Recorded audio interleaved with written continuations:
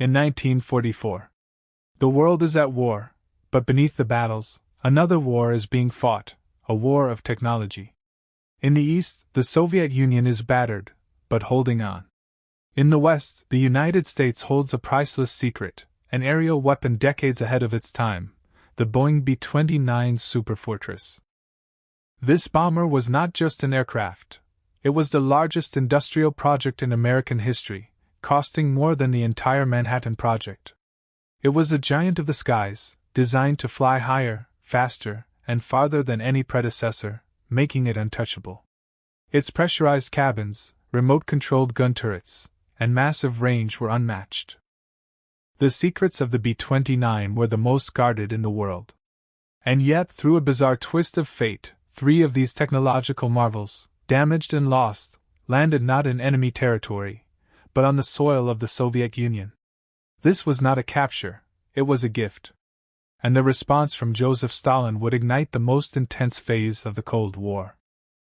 The question wasn't if the Soviets could reverse engineer it. The question was, could they perfectly clone an entire industrial weapon, down to the last nut and bolt, under the constant fear of a firing squad? This is the story of the Tu-4, the ultimate copycat bomber. Let's first establish the sheer difficulty of the task facing the Soviets. The B-29 represented a quantum leap. Its most crucial innovation was the pressurized cabin system. Previously, high-altitude flight meant crews had to wear cumbersome oxygen masks. The B-29 allowed them to work in shirt sleeves at 30,000 feet. Critically, the B-29 could reach a ceiling of nearly 32,000 feet, 9,700 meters, flying at a top speed of 357 miles per hour, 575 kilometers per hour. This performance made it untouchable. Furthermore, its combat range extended over 3,250 miles, 5,230 kilometers, allowing it to bypass forward enemy bases entirely. It was designed to carry a massive payload, up to 20,000 pounds, 9,000 kilograms, of bombs, giving it unmatched strategic capability. Second, the defensive firepower.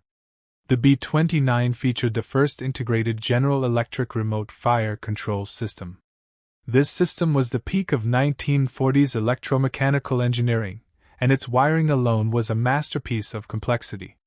Its massive Wright R3350 duplex cyclone engines, the most powerful of their time, were essential for that performance, but tragically, prone to overheating and fire, the very weakness that would deliver the bomber straight into the Soviet grip.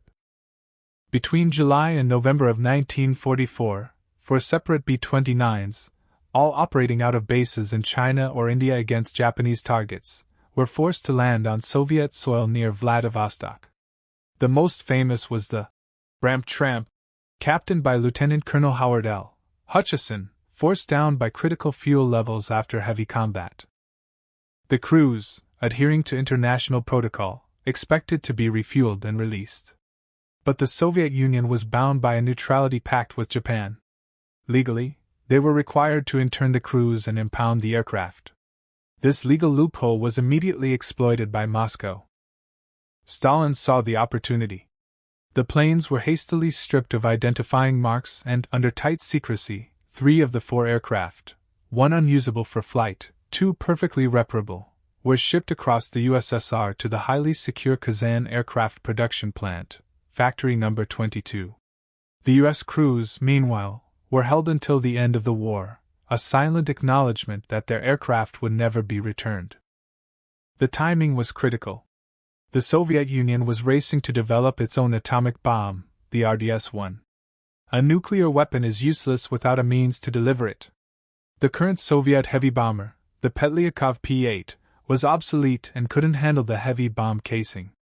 The B-29 was the perfect, ready-made answer. Joseph Stalin summoned the legendary chief aircraft designer, Andrei Tupolev. The order was brief, terrifying, and non-negotiable. Tupolev and his design bureau were to reproduce the B-29 exactly, down to the last detail. They were not to adapt it to Soviet standards. They were to create a perfect clone. Tupolev protested. He argued that converting the American design to use Soviet metric measurements, alloys, and equipment would save years. Stalin's chilling response, often cited in historical accounts, was that any deviation, any attempt at adaptation, was treason that would be met with execution.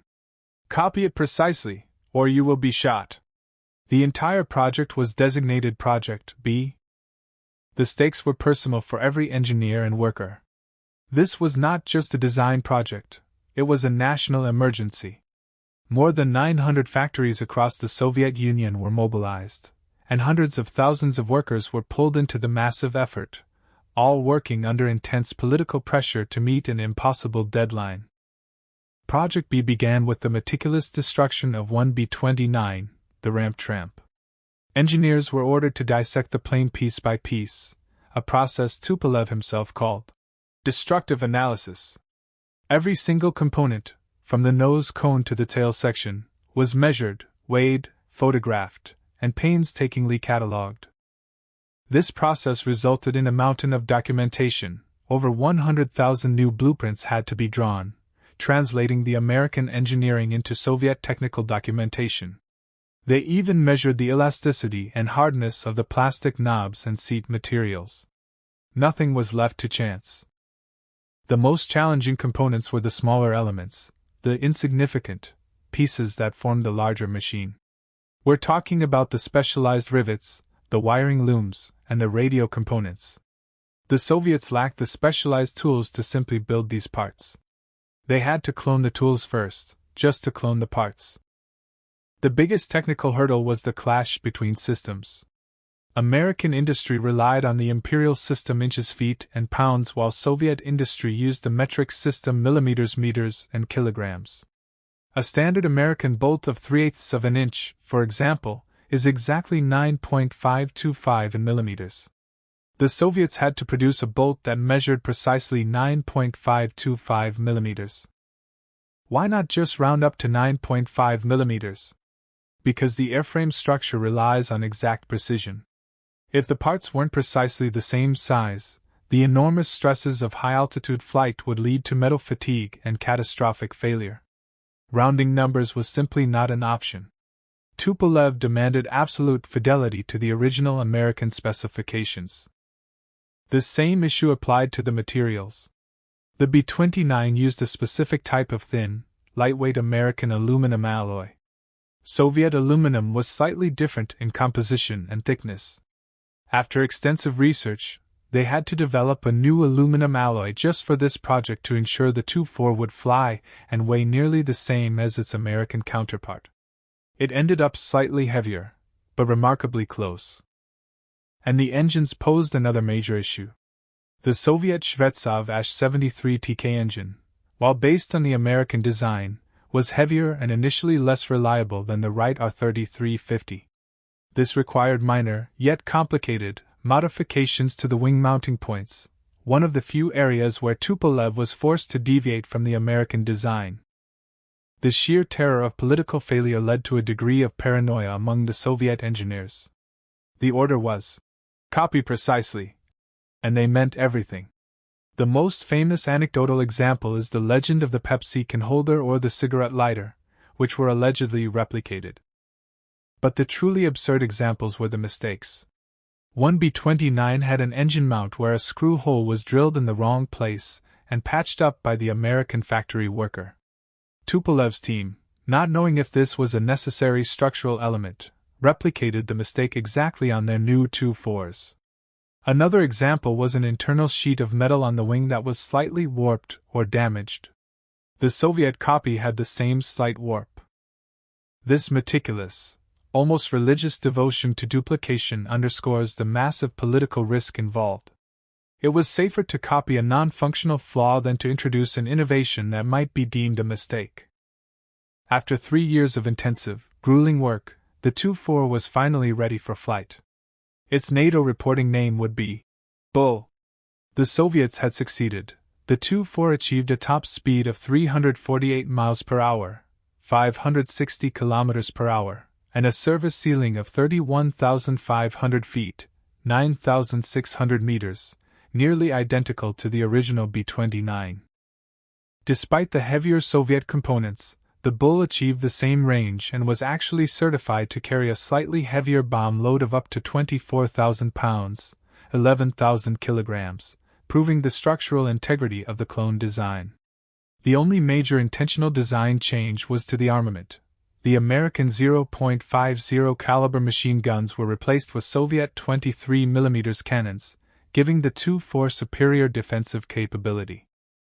2 years later, in 1949, the Soviet Union successfully tested its first atomic bomb, the RDS-1. The delivery vehicle was ready and waiting, the II-4. The clone bomber single-handedly closed the technological gap with the United States and directly accelerated the arms race into the jet age. Then came the moment of chilling realization. A fourth B-29-like bomber joined the formation. And then a fifth. And a sixth. The smiles vanished. The Soviet Union had not just held on to the captured planes. They had perfected the clone and had begun mass production. General Karl Spaatz of the U.S. Strategic Air Command was reportedly stunned. The existence of the II-4 meant the atomic threat was no longer an American monopoly. August 3, 1947. Moscow's Tushino Airfield. Western military observers gathered for the Aviation Day parade. They watched with mild interest as 3 massive bombers flew overhead. They were B-29s, no doubt, the 3 captured planes being flaunted by Moscow. The observers smiled, confident they knew the exact number of these technologically advanced threats the Soviets possessed. The II-4 was a bomber born of espionage, fear, and unparalleled industrial effort. It is a defining story of the Cold War, a testament to the fact that when faced with technological superiority, the will to survive, even through cloning, can be just as effective as pure innovation. What do you find more astonishing? The American ingenuity that created the B-29, or the Soviet determination that perfectly cloned it? Let us know in the comments below. If you enjoyed this deep dive into military history, please like and subscribe to our channel. Thank you for watching.